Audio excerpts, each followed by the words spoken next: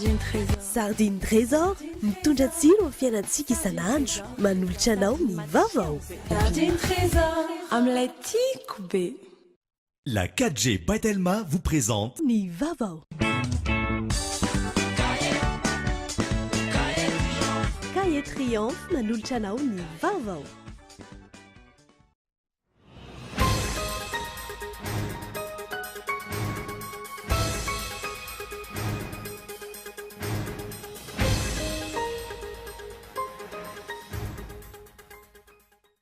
Tsy manana ny maizy azy ny filoham-pirenena raha ny nambaran'ny mpanao politika nanaovana fanadihadiana manoloana ny fanambarany mikasika ireo tompon'andraikitra ambony sy minisitra tsy mahomby amin'ny fanatanterahana ny asany. Voapirofo nandritra ny valan-dresaka nataony Seny omaly teny amin'ny foibe toerany teny Alarobia ny ayahin'ireo fiarahamonim-pirenena sy antoko politika ny amin'ny fikasiany ity voamera-maleo teny ity ny lisym-pifidianana amin'ny fotoana ivelan'ny voalazan'ny lalàna. Ambany ny tahan'ny famoronana orinasa ara-dalàna ny enim-bolana voalohany tamin'ity taona ity raha ny antontanisany Instat raha ampitahaina tamin'ny taona lasa. Antony maro no mahatonga izany raha ny fanazavan'ny pahi-toekarena iray. Ny tsena eo amin'ny malagasy, ny mombamomba izany sy ny fivoaran'izany, izay indray no ampahafantarina anao anatin'ny fampalalam-baovao. Eo amin'ny maresaka iraisam-pirenena, mbola mitony fikarohana ireo eninjato tsy hita tamin'ny lozan'ny tranga atao Sierra Leone, nalevina ireo namony ainy izay tsy fantatra nandritra ny loza. Ny andindinin'ireo arahinao afaka fotoana fohy.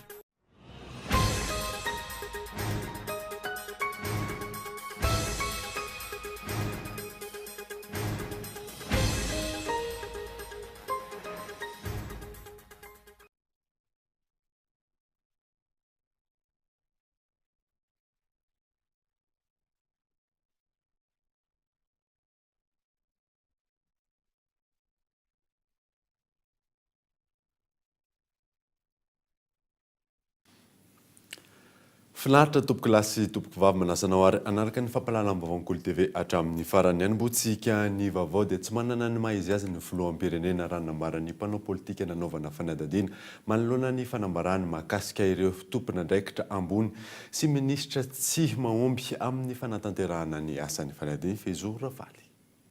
Niteraka resabe eo anivon'ny fiarahamonina sy amin'ny sehatra politika ny fanambaran'ny filoham-pirenena tao anatin'ny fitoam-bita faha-2020 fa tokony ametra-pialana ny tompon'andraikitra ambony sy minisitra tsy mahavita ny asa nampandreketina azy. Fa efa ny filoham-pirenena nefa ny manala azy ireo saingy tsy ataony. Teo ihany koa ireo filazana an-gazety efa imbetsaka isin'ny fanovana governemanta saingy tsy mbola tanteraka hatramin'izao. Ho an'ny mpanao politika nanaovana fanadihadiana, tsy manana maizy azy ny filoham-pirenena ka tsy mahasahy mandray fanapahan-kevitra arahina no mety isin'ny kopakisasahana ka tsy mantanteraka ny fanesorana ireo tompon'andraikitra lazaina fa tsy mahavita ny asany. Amin'ny ankapobeny rehefa miresaka eny an-dalambe matoa président amin'ny tenanireny dia matahatra izy no angalaka an'ireny olo manana responsabilité zay akaiky anazy na minisitra na ina sao dia misy aferafera iresany. Fa ny afosiny fahafantarako anazy dia ny président république zany sy manana ny maizy azy, sy manana personnalité, sy manana zay andraikitra hoe mare aman-drenizay raha hita sy mahavita ny azy ny olo eo am-pelatanana dia esorina. Zay ny fa ny ankapobeny malagasy raha vao nahita an'iny dia matasy président fa mety miaraka sy kombakombaka raha vao esorinao izy dia mety hiteny ary amin'ny télévision riny hoe zao ane nagnasoraka anahy. Raha ny fanadihadiana trany, tompon'andraikitra voalohany tamin'ny fanendrena ireo mpikambana eo anivon'ny governemanta sy ireo tompon'andraikitra tsy mahomby ny filoham-pirenena. Mampametra-panontaniana ihany koa ny tsy fifehezana ireo mpiara-miasa aminy sy olona nitendrena. Mainga ny filoham-pirenena araka izany ny fijerena izay tsy fahombiazana izay ka andray fepetra mifanaraka amin'izay voalazany. Raha ny fanazavana trany, mbola mahabe ihany mpanara-baovao ihany koa ny fanesorana ny sekretera jeneraly ny ministeran'ny vola sy ny tale jeneraly ny tahirim-bolam-pirenena. Ireo tsy miray tendro amin'ny mpitondra amin'ny tsy fahombiazan'ny fitantanan-draram-panjakana ve no misedra izany fanesorana izany eto amin'ny firenena fa tsy ireo izay tsy mahavita ny asa marina. Voaporofo nandritra ny valandresaka nataon'ny seni omaly teny amin'ny foibe toerany teny alarobia ny ayahin'ireo fiarahamonim-pirenena sy ny antoko politika mahakasika ny fikasian'ity sambandra ity ny lisy-pividianana amin'ny fotoana ivelan'ny voalaza ny lalàna fanadiny Andro Rarson. Nandritra ny valandresaka ao ampanao gazety nataon'ny seni omaly teny amin'ny foibe toerany teny alarobia dia voaporofo ny ayahin'ireo fiarahamonim-pirenena sy antoko politika mahakasika ny fikasan'ity vaomera maleo tena mikarakara ny fividianana ity ny lisy-pividianana amin'ny fotoana ivelan'ny voalaza ny lalàna. Raha tsy ahivina ny voalaza ny lalam-pividianana ny voalohan'ny volana Desambra hatramin'ny faran'ny volana Janoary no fanaovana ny revizion lisy-pividianana ary farana natanteraka izany ny 15 Aprily. Namoaka fanambarana ihany koa ny seni tao aorian'ny valandresaka ny fanaovan'ny tampanao gazety omaly io izay manamarika manokana ny ambarany hoe resabe mandeha ankehitriny milaza fa notsikafan'ny seni indray ny lisy-pividianana.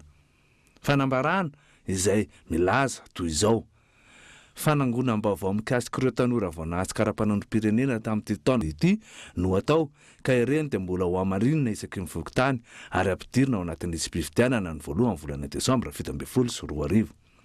Raha tsy ahivina nefa dia ny seni no nandefa taratasy laharana 700 bara 17 bara seni tany amin'ny faritany sy ny distrika hijeren'ny filoha-pokotany indray ny lisy-pividianana. Toy izao anefa ny nambaran'ny filohan'ny seni mikasika izany. Dia ny ady hevitra tokony hitranga zany dia ny fijerevany be sy ny maro an'ireny lisy tany amin'ny fokotany ireny hijerevany fa hoe marina ve sa tsy marina ve ny ao anatin'le lisy.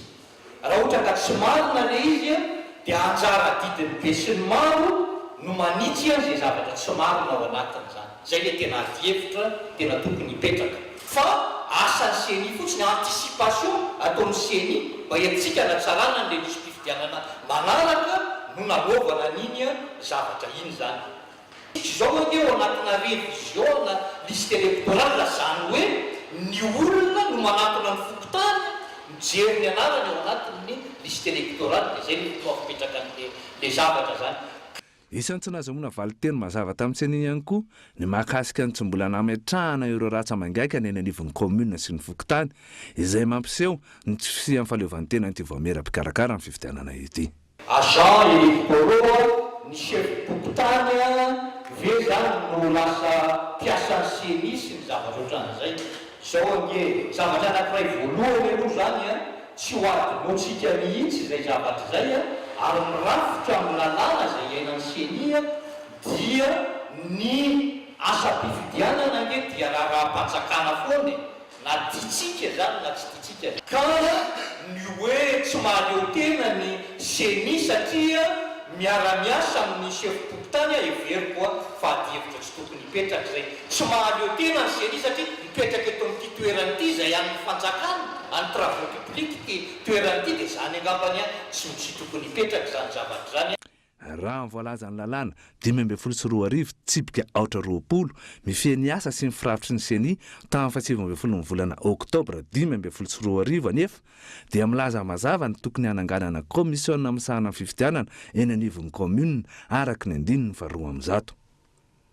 Ny 2/7 amin'ny lalàna io ihany dia mbola manamafy fa ny agent électoraux no mpanantanteraka ny asan'ny seni eny anivon'ny fokotany fa tsy ny filoha-pokotany.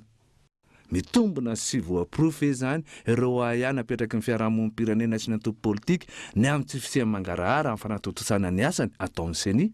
Manaiky ny tokony hananan'ity vaomera maleo teny ity ny fahaleovantena ny tanteraka ireo mpiara-miombila antoka aminy saingy manamafy hatrany fa tsy ampy ny fahaleovantena arabola ho mariky n'izany fahaleovantena izany fa ilaina indrindrindrindra amin'ny fananan'ireo mpikambana ao amin'ny seni traikefa. Anao etsika namafisana ny fitakiny efa nataony izy ireo mpikambana ao anatin'ny mpitandron'ny filaminana misotro ronono amin'ny asabotsy fa 20 volana Aogositra ho avy izao. Antony tsy mbola nahazo valiny avy amin'ny fitondrany izy ireo mahakasika izay mioramanitra. Efa bolana tsy aorinan namezan'ny fitondrana toky ny amin'ny anefana ny fampiakarana fisotron-dronono ho an'ireo miaramila voakasika izany tsy mbola misy ny fampiarana izany fampanantenana izany. Manoloana hitranga io iverina anao esika fitakina indray ny avy eo anivon'ny fikambana miaramila misotro ronono. Nandamoka avokoa ny fitakina sy ny fianarana nisy teo amin'ny roa tonta hatramin'izay. Efa tapitra ny lalaovan'izy ireo avokoa Ny ambaratonga tompona andraikitra amin'izao fitakina izao, saingy tsy misy fandraisana andraikitra marina.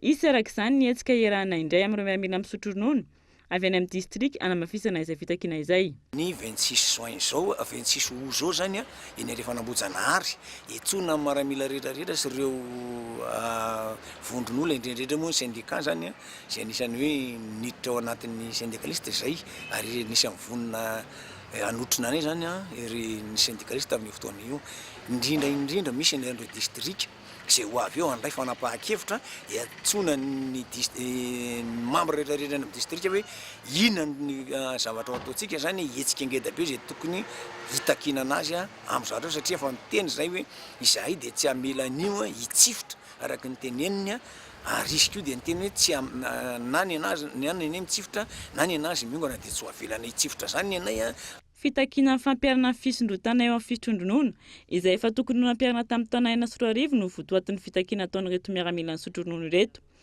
Raha ny antontanisa voaray, miisa 4,000 ireo miaramila tsy mbola nahazo ny vola fisotro-ronono ao amin'ny fikambana amin'ny miaramila misotro-ronono na ny AAM. Ankoatr'izay, ny taona 2014 no efa nisy ny fangatana nataon'izy ireo tamin'ny fitondrana saingy tsy mbola nahazo rariny izy ireo hatramin'izao. Efa maro ihany koa ny fangatan'izy ireo fihaonana amin'ny filoham-pirenena saingy tsy mbola tanteraka izay fihaonana izay hatramin'izao. Nitokana ny fanavozana ireo milina mpamokatra herinaratra any Sembon Power ny fanjakana omaly izay nitarihan'ny filoham-pirenena mamokatra herinaratra 400 megawatt io milina avy namboarina io ary famatsimbolona tamin'ny tsy miankina no nahavitana azy. Lili Rabiata. Ria fatratra ny amin'ny fitondram-panjakana no tarihan'ny filoham-pirenena omaly nandritra ny fitokanana ny fanavaozana ny milina orinasa Jirama eny Mandroseza. Fanavaozana izany hoe tsy milina vaovao fa milina efa niasa ity notokanana ity. Mamokatra herinaratra 40 megawatt io milina nasiam-panavaozana io ary mihodina menaka mavetsatra manomboka eto. Nisy Sembon Power no isan'ny nitondra ny tohana arabola tamin'ny fanatodisana azy. Mitoetra araka izany ny fampiasam-bola ataon'ny orinasa vahiny tsy miankina amin'ny sehatry ny angovo sy ny herinaratra miaraka amin'ny orinasa Jirama eto Madagasikara. Orinasa vahiny avokoa raha tsy aivina no mamatsy ara-tsolika sy ara-angovo ny orinasa Jirama ankehitriny izay lazaina ho miaina anaty fatiantoka tanteraka. Ny zava-misy anefa mitombatra ny orinasa vahiny tonga mampiasa ny volany sy mahazo tombony amin'ny sehatra famokarana herinaratra io eto Madagasikara. Ny orinasa Jirama kosa lazaina aritrany fa sahirana ary tsy afaka ny andrehan-tanana ny fanamboarana ireo milina simba sy ny famokarana herinaratra ho ampy amin'ny faritra maro eto amin'ny nosy. Mampapetra-panontaniana araka izany ny finiavana fitondrana anarina marina io orinasa io. Rasa vitan'ny Jirama sy ny mpiasan'ny Jirama inona no hanomezana azy amin'ny vahiny azohan'ny tombony. Io antony ihany koa raha tsy aivina no niteraka amin'ny fitakiana sy ny fitokonana no tamin'ny mpiasan'ny Jirama nandritra ny fotoana nanaovan'ny fanjakana ny fanarahana tamin'ny Sembon Power. Ambany kosa ny tany famoronana orinasa ara-dalàna ny mbolana voalohany tamin'ny ity taona ity raha ny antotanisan'ny Instat raha ampitaina tamin'ny taona lasa. Antony maro no mahatonga izany raha ny fanazavany pahy toe-karena iray. Michel Aranarjo.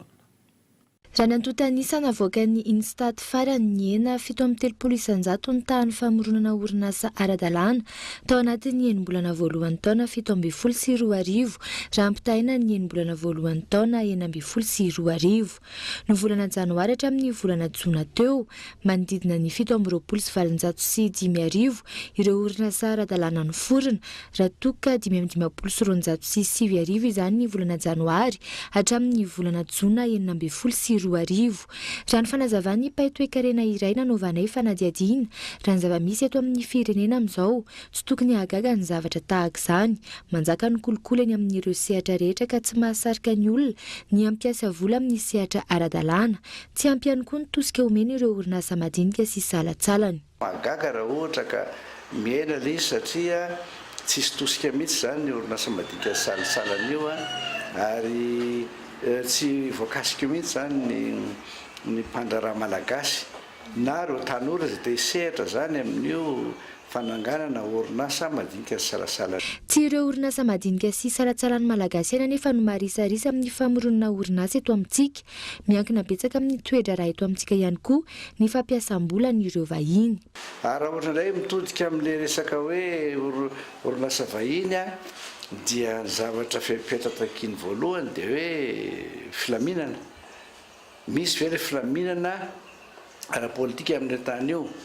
Moa ve azo atokisana ny mampiasa vola eo amin'ny lafiny resaka hetra, eo amin'ny lafiny resaka fikarakarana n'ireo atoro-taratasy dia any amin'ny tany toy ny any Angleterre ohatra dia 20 ianao dia efa matafatsangana orinasa rehefa vonona ny taratasinao.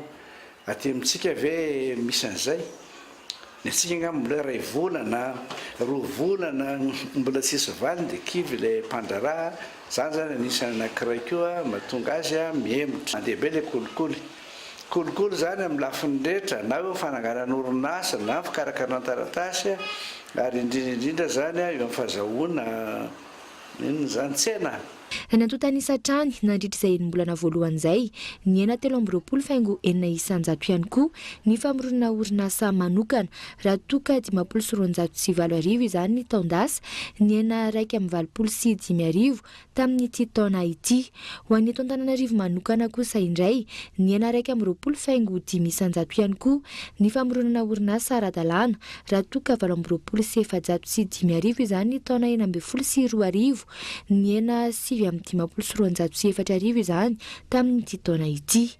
Hatreto tsy tomombana ny lafin'ny famoronana orinasa eto amintsika raha toka izany no miantoka ny ampahany betsaka amin'ny fampiroboroboana ny toe-karena. Andray andraikitra ny polisy pirenena manoloana ny firongatry ny tsy fandriam-pahalemana eto Antananarivo amin'izao fotoana izao. Hosaziana ihany koa ireo izay tratra mampiasa concarde vitre fumée ary gyrophare fanambarana izay tsy vaovao amin'ny mpanara-baovao. Io no nasaina. Nilaza ny andrainy andraiky ny eo anivon'ny polisy pirenena manoloana ny tsy fandriam-pahalemana eto Antananarivo izay nirongatra tatoato. Isy ny fepetra manokana ho raisina raha ny fanazavana. Sangana zany ny emoa miditra tsehatra eto amin'ny tanàna Antananarivo manodidina, zany hoe mizara zona anankiefatra ny Antananarivo ataontsika hoe Grand Tana zany. Natsangana manokana vokatr'izay ny antsoina hoe centre opérationnel zay hipilote isahana manokana fandrindrana asa sy mifanaraha-maso ny fandriam-pahalemana eto amin'ny district anaky telo destansepo taminareo reo. Nanaitra ny mpanara-baovao ihany koa ny filazan'ity tompon'andraikitra ity fa mampisavorovoro ny saim-bahoaka ny fivoizana fa tsy mandry fahalemana eto Antananarivo amin'izao fotoana izao. Raha tsy ilaza zao ohatra maro ary voizina mihitsy ny famendrofendrona ny sain'ny olom-pirenena amin'ny resaka tsy fandriam-pahalemana. Zay le teneniko hoe psychose. Misy psychose alefa eto zany entina ampisavorovoro ny saim-bahoaka amin'ny asa tsy fandriam-pahalemana. Tadio anefa fa izahay atao amin'ny polisy pirenena dia miasa na andro na alina. Hosaziana ihany koa ireo izay manapatra fahefana eny an-dalambe fa ihany koa ireo tsy manana fahazoan-dalana nefa mampiasa ireny concarde sy vitre fumée ary ny gyrophare ireny manomboka izao. Ho an'ny olona izay mananjoa an'ireny mba hanaiky ny fandaminana satria hosavaina daholo io na andro na alina na toerana aiza na toerana aiza.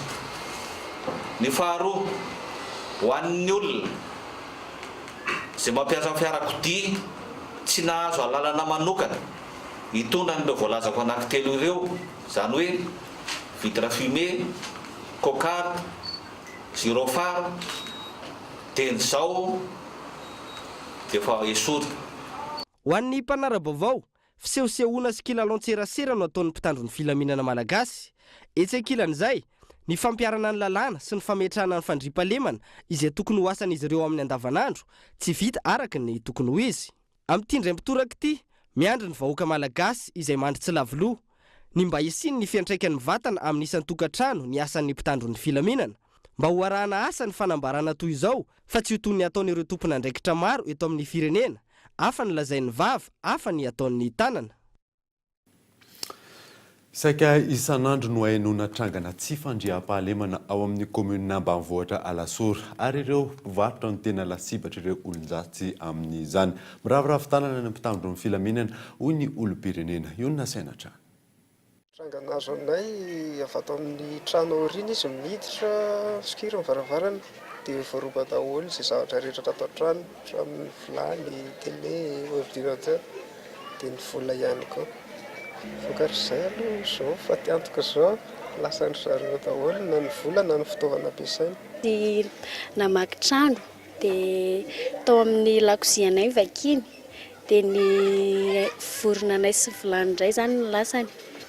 Tsy fantatray fa izay nohatry manao foniky ny zareo dia tsy haino mihitsy hoe mamaky trano fa efa lasany izay vao hita hoe nisy nangalatra ilay izy. Isan'ny trangana tsy fandriam-pahalemana tao amin'ny komuna Alasora tato anatin'ny herinandro vitsy ireo no tantarain'ny niaram-bola ireo. Mikaikaiky ary very fanambola velona ireo olom-pirenena sendranay vokatry ny firongatra izay tsy fandriam-pahalemana izay. Fandriam-pahalemana olo dia tsy milamina mihitsy.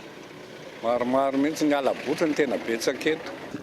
Efa tsisy tsy mikaikaiky atsony na traiza mihitsy na hatrany ambanivohitra na hatreto andrenivohitra zany. Efa mandry tsy lavolo isan'andro zany ny olona efa tsisy tany iainana tsony mihitsy zany ny olona amin'izao. Mpanenjika koa tovy toetra amin'ilay enjehana ihany.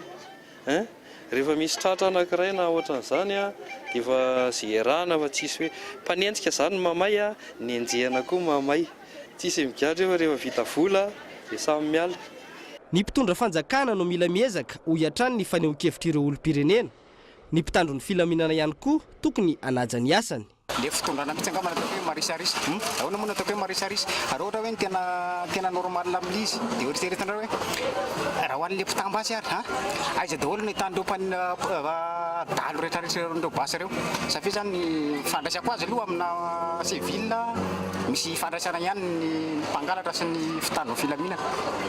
Raha ny fahitako anazy aloha zany dia misy ihany zany mpitandro filaminana zany tena mba hoe mba manao ny asany ara-dalàna kanefa be no vitsy izy ireo zany dia tsy afaka manotra zany dia tsy maintsy manaraka an'izay be sy maro zany ny zavatra azony zareo atao.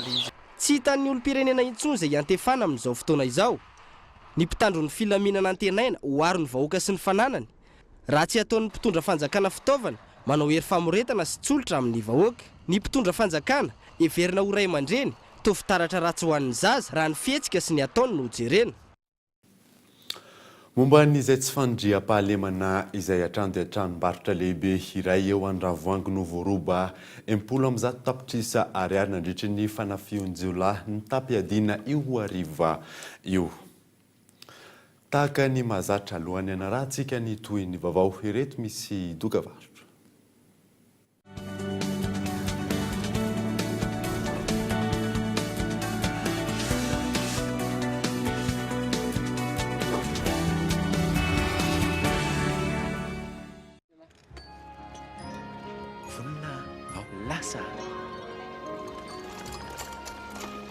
Parabola ndray zao ny tena mila engagement ve tsy mila décodeur 0 ariary sura fa zay vao teny hivoaka ny sary sura oya hoe sura idirana idira sura Sure Parabole Madagascar, tsy misy engagement sady maimay pona ny installation. Parabole Madagascar, la télé comme je l'aime.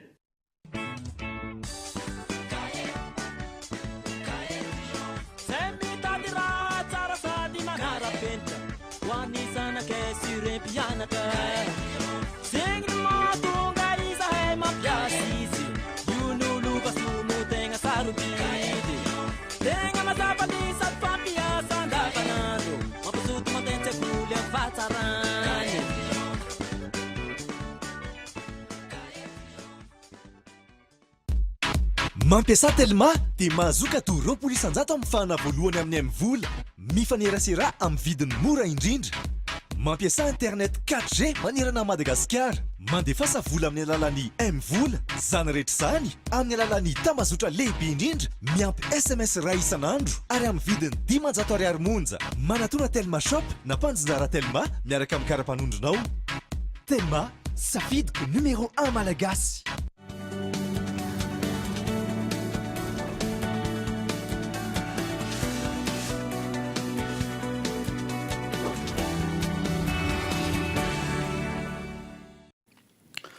Miverina eto amin'ny fampalalam-baovao isika nroso tamin'ny fanatsarana ny tanàna ny tompona andraikitra eo anivon'ny komuna Masindray taorian'ny fakana hevitry ny mponina sy ireo tompona andraikitra Isatsokajiny tany an-toerana ka eton Andriatsilavo. Trano miisa 40 tafo manamorona ny lalana miazon'ny komuna Masindray no tsy maintsy noravana. Fanatsarana ny tanàna ny tanjona ary fisorohana melony mety ho fiakaran'ny rano rehefa fahavaratra. Ankoatr'izay alamina ihany koa ny fandorana briky. Fantatsika fa faritra ivy izy ity ary faritra iangonana rano. Raha ny tsaralisa azonay zao tao amin'izay taon'ny Croix-Rouge tamin'ny 2015 95 teo ny sinistré. Tamin'ity taona ity no fitombon'ny tanàna dia tafiakatra 238 ny sinistré. Dia ady amin'izay zany no ataonay ao ampiakarina zany le faritra ivy, le faritra anorenana. Dia projet communal izy omena taratasy fanajariana sy fananganana trano mitovy endrika zany le vahoaka dia ametrahana trottoir mba iarovana an'izay endriky ny tanàna mifidiran'izay.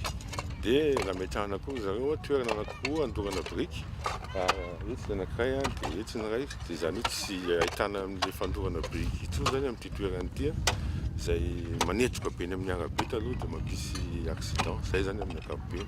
Ifanarahana avokoa ny ambaratonga-pahefana rehetra ahafahana manao izao fanatsarana izao.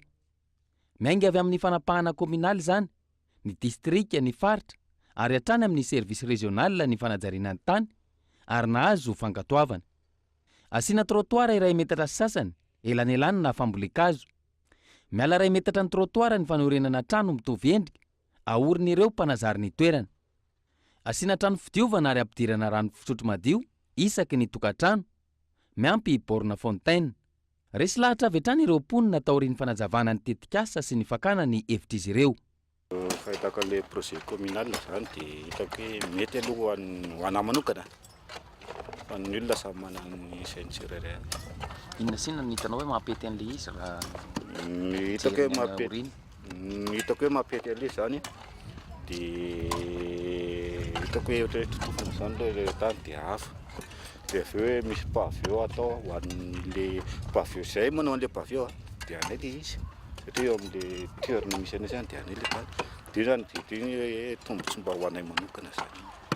Mba manatsara an'ilay tanàna miditra koa zany le zay asa fampandrosoana commune zay. Tsara ilay izy satria misy rano madio ara-pahasalamana, ny tanàna madio mendrika. Ezaka avy amin'ny tompona andraikitra eo anivon'ny commune no nahafana manatsara ny tanàna tahaka izao. Ho mariky ny taberina andraikitra tao amin'ny vahoaka ihany koa raha ny fanazavana. Na izany azy, mangataka fiarah-miasa amin'ny mponina sy ny manodidina izy ireo. Mangataka fiarah-miasa amin'ireo mpitondra fanjakana ihany koa. Mangataka ny eo amin'ny fananantany zay mba anampy an'ireto rehetra satria tany tokon'olona izy io.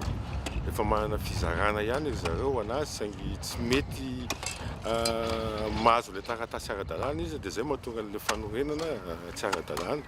Ary ny stationnement hitantsika fa tsy dia lavitra eto ka raha vao mitany ny korotana dia verina indray zany ilay fananganana amin'ny toerana iva dia mety na ny fandriam-pahalemana na ny endriky ny tanàna mety korotana ka zay mba fangatanay hoe mba hampino zareo amin'ny fikarakarana an'izay fananantany zay mba tsy verena intsony ny fanorenana tsy ara-dalàna amin'ny faritra iva.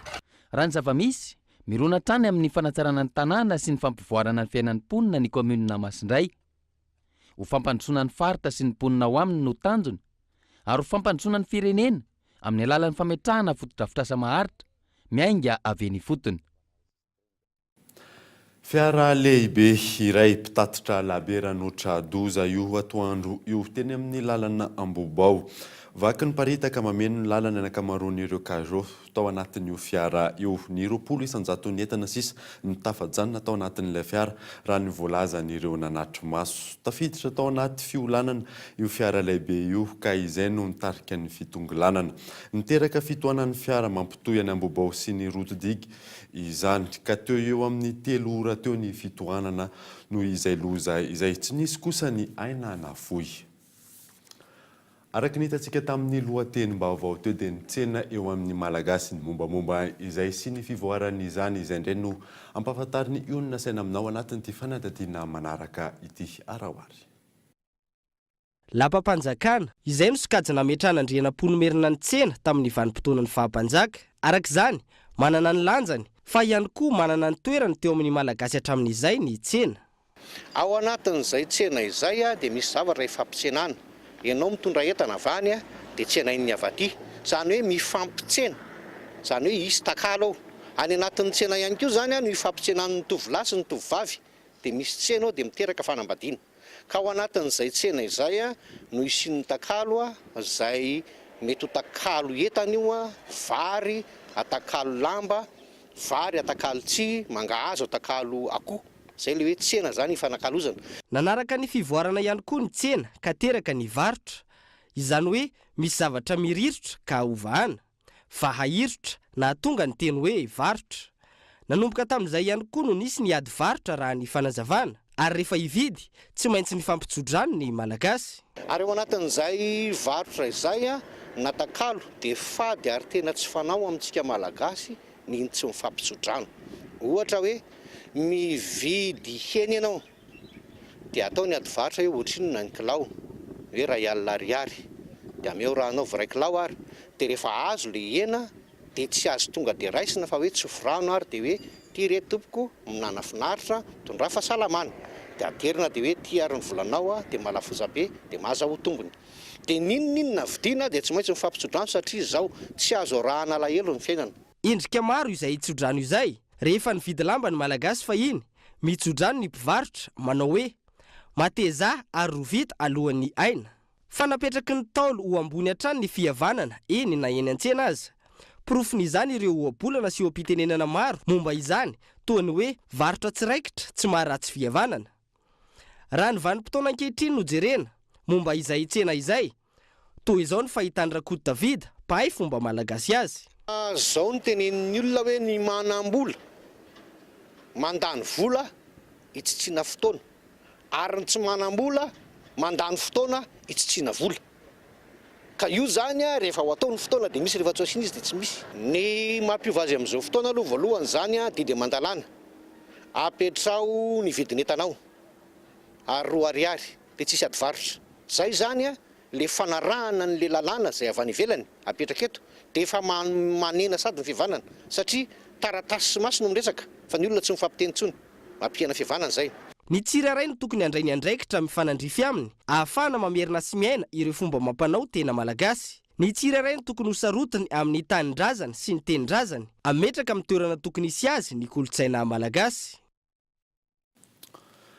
Manana ny fahaiza-manao ary afaka mamokatra fitaovana manaraka ny ika farany sy afaka mifaninana amin'ireo vokatra avy any ivelan'ny mpianatra malagasy eny amin'ny Université Anakantso Antananarivo. Fezora Valy. Tsy mena mitaha amin'ny vokatra avy any ivelany ny fitaovana vokarin'ny mpianatra malagasy eo amin'ny sampam-pampianarana fizika eny anivon'ny Université Antananarivo izay manana ny fahaiza-manao ilaina indrindra amin'ny famokarana ny fitaovana manaraka ny haitao ara-teknôlôjia. Isan'ireo fitaovana vokarin'ireo mpianatra eo anelanelany taona voalohany sy fahatelo ity drone ity. Herinandro no nanambarana azy niainga tamin'ireo fitaovana avy any ivelany amidy eto amintsika saingy mahavita be lavitra no ireo drone vokarina any ivelany raha ny fanazavana na tsy mitovy aza ny fandaniana ara-bola. 8 750 zao ho an'ny matériel rehetrarehetra zany akoatrin'ny batterie io dia ny nefa raha ohatra vidy drone efa vita zao 35 millions any ho any eo amin'ny herinandro eo zany dia afaka ohatra hoe manamboatra drone anankiray. Raha za zao mividy drone vita dia vitsivitsy ihany no afaka ampiasako anazy. Dia nefa ity afaka personnaliseko hoe amboariko ataon'izao ty na ataon'izao ty. Ao zao misy manana projet ohatra station météo dia afaka mbola ho intégrénao anatin'iny ampiarahana amin'le synchronisena amin'le micro-contrôleur. Na manana ny fahaiza-manao takiana aza nefa ireo mpianatra malagasy ireo misedra olana goavana izy ireo amin'ny alafon'ny akora ary ny tsy fisian'ny fanohanana eo amin'ny fikarohana atao. Projet na licence daholo hitanareo nefa hita efa misy avolenta be daholo dia zany zany porofo hoe manana niveau ny ankizy malagasy tsy atao amin'ny université rery fa efa hita eny amin'ny sehatra rehetrarehetra eny efa liana amin'ny resaka teknôlôjia daholo ny ankizy rehetra. Zay zany aloha zany tena hitanay hoe resaka fanohanana no tena hitanay hoe tsy ampy satria le resaka produit électronique zany tena lafo tena lafo dia nefa ny ankizy samy manana ny fahefa mividiny. Efa antitra ihany koa ny fodrafitrasa misy eo anivon'ity sampam-pampianarana ity, antony hananganan'izy ireo tetika asa. Hanoloana ireo fitaovana sy akora ilaina rehetra ao amin'ny laboratoire, hanampiana ireo mpianatra hamokatra vokatra ilaina sy azo ny fiarahamonina jifaina ary ilan'izy ireo tolo-tanana. Eco-design fomba iray ahafahana miady amin'ny fahasimban'ny tontolo iainana miavaka ary tsy hita firy. Eto amintsika koa izany ahafahana manome aina indray ireo fitaovana efa nampiasaina ihany koa izay eco-design izay fanadina. Isan'ny fomba iray ahafahana miady amin'ny fahalotona sy ny fahasimban'ny tontolo iainana ny eco-design. Raha ny eto Madagasikara manokana no resahana, mbola vitsy ny olona mahalala izany, fa inona tokoa no atao hoe eco-design ary inona no tanjona amin'izany? À la base, l'éco-design, ça obéit à 3 règles: réduire, réutiliser, recycler. Ny eco-design dia mifototra amin'ny fitsipika telo: mampiena, mampiasa ary manavao. Ny tanjona fampirantiana dia fampahafantarana ny maro anisa manoloana ny fandaniana foana sy ny loto izay miatra amin'ny tantsika saingy mandeha tsikelikely manomboka amin'ny firenentsika izany. Manambitana isika satria efa mpanavao hatrany am-pahaterahana. Izany hoe fampirisihana melohan'ny tsirairay ny fitiavan'ny tontolo iainana, fanentanana manomboka any amin'ny ankizy ka hatrany amin'ny ray aman-dreny izay azo atao amin'ny fakosika. Azo omena aina indray ka avadika ao fitaovana vaovao ny fitaovana rehetra efa nampiasaina. Mety atao akora fototra avokoa ny zavatra rehetra. Donc c'est ce que je tente de mettre en avant à travers toutes les œuvres que je propose, c'est-à-dire je réduis en amont les déchets. Izany no ezahako atao amin'ny alalan'ny asa tanako. Araka ny hitanareo eto dia ny ampianan'ny fako amin'ny alalan'ny fampiasana akora voajanahary na akora zavozina, ohatra hoe plastika, fibra natoraly toy ny coco, aluminium, gony, vera na fitaratra. Ny lisitra dia mbola betsaka fa amin'ny ankapobeny dia zavatra vita malagasy no tena tiako asongadina.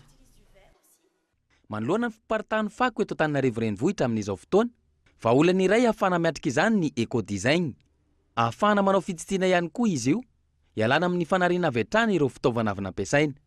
Atiny ela, efa nisy ny malagasy nanao hatrany ny fanodinana ireo fitaovana efa nampiasaina, nefa tsy fantany akory izany. Amporisihana araka izany ny rehetra hanao izany. Miroborobo ny teknôlôjia, maro amin'ireo tanora no voasarika amin'ny réseaux sociaux vokany, misy ny miankin-doha tanteraka aminy ka manadino ny manodidina azy fanadinana rindra Andriamaeva. Tafalatsaka ao anatin'ny tambazotra serasera ny ankamaroan'ny tanora malagasy amin'izao fotoana izao. Raha ny fantatra, ny 900 ny tanora latsaky ny 520 taona dia mandany andro ny eo amin'ny tambazotra sosialy avokoa. Misy amin'ireo tanora no milaza fa manampy amin'ny fianarana sy mba hafantarana vaovao ny tambazotra serasera. Ao kosa ireo mahita ny lafiratsiny ka miezaka ny tsy handany fotoana mampiasa azy ireny. Ho anahy manokana aloha zany le fanaovana le réseaux sociaux. Ho anahy izy dia hoe fandaniana fotoana be vao maraina ny andro dia eo maraina mandrapariva ny andro fa rehefa misy fotoana kely fotsiny hoe hariva avy mianatra iny dia mba miconnecta kely mba ohatra hoe mahazo 15 minutes na 30 minutes dia miala fa ny akabeatsahan'ny serasera mantsy amin'izao ohatra hoe nena te-ampianarana na programme te-ampianarana dia amin'ny Facebook daholo misy groupe eo zany dia amin'ny Facebook daholo mandeha dia raha vao tsy manao Facebook ianao dia tsy maharaka mihitsy hoe mianatra rapito sa tsy mianatra ohatra zay. Raha amiko manokana zao raha hoe za manokana mampiasa lizy dia tena tombontsoa voalohany indrindra aloha dia ny lafin'ny serasera satria raha ohatra hoe tsy miditra amin'ilay vondrony ianao na ohatra hoe tsy manao an'lizy dia tsisy misy le communication tsy mipasse mihitsy satria ny tanora rehetra namanao manao an'lizy daholo dia ao daholo mampita hafatra. Dia raha misy namana anankiray zao ohatra hoe mpiara-mianatra ka misy namana ray tsy ao anatin'ilay vondrona dia efa tsy tafita any amin'ny mihitsy le hafatra satria ny appel akory tsy voatery hanana appel foana ianao. Dia vao tafiditra tao dia somary variana tao dia na dia te hiala raha zany dia somary tsy afaka mihitsy fa le izy hitako hoe manampy be dia be amin'ny fiainana na dia hoe eo ara ilay tenen'ny olona hoe na eo ara ny tenen'ny olona hoe tsy hoe ratsy daholo ny eo tsy voatery ratsy daholo fa arakaraka ny olona mandanjalanja anazy ihany zany no hatreto mety hatreto ny tsy mety. Ilaina hatrany ny mandanjalanja ny fampiasana ny tambazotra toy itony hoy ny mpandinika ny fiarahamonina iray. Tsy ny lafiratsiny ihany no jerena fa ny lafitsarany ihany koa. Raha ho an'ny mpianatra tsy mahomby loatra ny fampiasana ny tambazotra sosialy mandritra ny fotoam-pianarana fa manelingelina izany.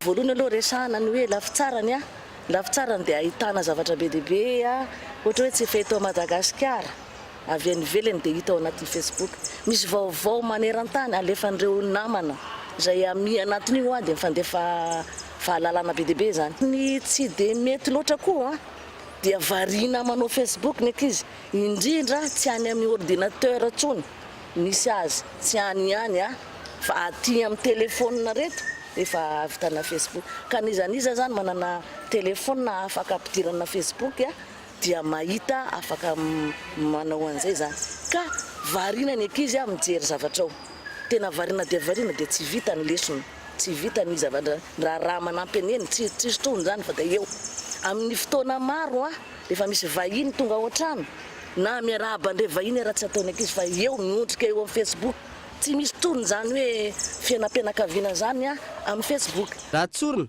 nanova ny fiainan'ny tanora maro ny fisian'ny tambazotra sosialy tsy ny eto an-toerana ihany fa maneran-tany ny fampiasana io tambazotra io mampifanakaiky ny fanalavitra fa mampifanalavitra ny fanakaiky anefa izy io ny fahaizana mandanjalanja sy mifehizany no mety ahitana tombony na tsy amin'ny fampiasana azy. Singa maro amin'ny natiora no alaina sary ary afaka amoana zavakanto entina ampafantarana toerana kanto izy ireny raha ny fanazavana azo ilaina fiangaliana ihany koa ny famoahana ireo sary ireo raha fanazavana azo hatrany fanadadina. Mahazo tombony manokana ireo olona tsy afaka hitsidika amin'ny vantana ilay toerana mahafinaritra nalaina sary. Samy manana mampiavaka azy amin'ny fomba fakany sary ihany koa ny mpanakanto tsirairay. Manampy amin'ny famoahana ny akanton'ny toerana izay fahaizana maka sary izay. Izay zany manana hevitra hoe inona no maharatsy ny fampisehoana ny zavatra hafa izay hitantsika tsy hoe miafina ireo fa avoaka amin'ny endrika sary zany ny zavatra natiora izay hitantsika ny faharehetrarehetra eto Madagasikara. Tsy voatery hita ny andavanandro ny zavatra ao asehonay fa zavatra hitanay hoe ity mety tsara ho an'ny olona rehetrarehetra hoe mety tsiny. Fomba iray ampisongadinana ireo toerana kanto ny fakana sary mipetraka ho fahatserevana maritra ihany koa izy ireny. Raha ny zava-misy eto Madagasikara maro ny malagasy ny tsy manana fotoana hijerena ireo toerana kanto eto amintsika fa variana mirotoroto andavanandro. Amin'izao andro fiainatsasatra izao misy ny fampiratiana sary na ampitondra ny lohahevitra paix et nature etsy amin'ny garan'ny Soarano. Maresaka iraisam-pirenena kosa indray dia mbola mitony fikarohan'ireo enjato tsy hita tamin'ny lozan-tranga tao Sierra Leone. Nisy ny fandevenana ireo olona namony ainy izay tsy fantatra nandritra ny izay loza izay fanadina eo amin'ny sarin'ny France 24. Tanteraka ihany ny antsovonjy nataon'ny filoham-pirenena Sierra Leone Bay Komora tamin'ny lozan-tranga tao Freetown tao Sierra Leone ny alatsinainy lasa teo tamin'ilay fiotsahan'ny tany sy ny tondra-drano tranga. Mbola mandeha hatrany ny fikarohana ireo mahery ny enjato tsy hita popoka. Hatreto mahery ny 300 no namony ainy, mahery ny 100 kosa ireo ankizy namony ainy tamin'izany. Androany 17 ny volana Aogositra kosa no natao ny fandevenana iarahana. Maro tamin'ireo razana hita tamin'izany no tsy fantatra ny momba azy. Misy ny saina amin'ireo sampandraram-panjakana rehetra mandritra ny herinandro isaonan'ny firenena. Isan'ireo loza mahatsiravina ny tranga tamin'ity firenena ity izao lozan-tranga izao. Mbola mety hiakatra kosa izany antotanisa voalaza rehetra izany raha nambaran'ny Croix Rouge ao an-toerana. Hatreto 700 no maty raha ny voalazany teo anivon'ny sampandrarahan'ny morgue. Ao amin'ny toerana manakaiky ny Waterloo kosa ireo razana tsy fantatra no alevina androany sy rahampitsosoma manakaiky ny fasany nahafatesana olona 4,000 tamin'ny taona 2012 sy 2012 lasa teo. Alohan'ny sarana daverina aminao ireo vaovao nisongadina tamin'ity alina ity. Tsy manana ny maizy azy ny filoham-pirenena raha nambarany mpanao politika nanaovana fanadadiana manoloana ny fanambarany mahakasika ireo tompon'andraikitra ambony sy minisitra tsy mahomby amin'ny fanatanterahana ny asany. Voapirofo nandritra ny varandresaka nataon'ny Seny omaly teny amin'ny fohy be toerana teny Alarobia ny ayahin'ireo fiarahamonim-pirenena sy ny antoko politika amin'ny fikasihan'ity sambandraraha ity lisy mpividianana amin'ny fotoana ivelan'ny voalazan'ny lalàna. ary farany moa dia ambaniny tany famoronana orinasa ara-dalàna ny enim-bolana voalohan'ity taona ity raha ny antotanisany Instat raha ampitaina tamin'ny taona lasa Antony Marmo natonga izany. Dia izay mamarana ny vaovao tamin'ity alina ity. Isorana ianao manaraka izany isorana manoka ihany koa reo any amin'ny faritra izay manaraka ny vaovaon'ny Kolo TV amin'ny alalan'ny FM Toamasina, DSTV Antsiraran ary TN TV Fianaratsoa. Soava mahandra dia aveloma amin'ny fodahalo tompoko.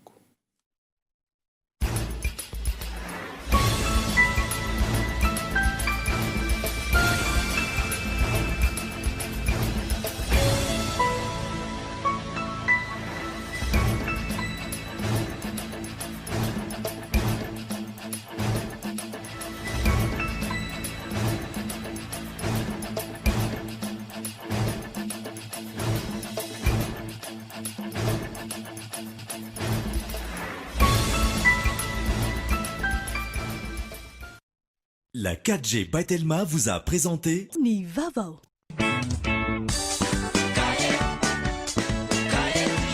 Narainao teo ny fampalalam-bavao miaraka tamin'ny Cahier Triomphe. Bonjour. Bonjour. Narainao teo ny vaovao miaraka tamin'ny Bonjour. Juantsika jiaby.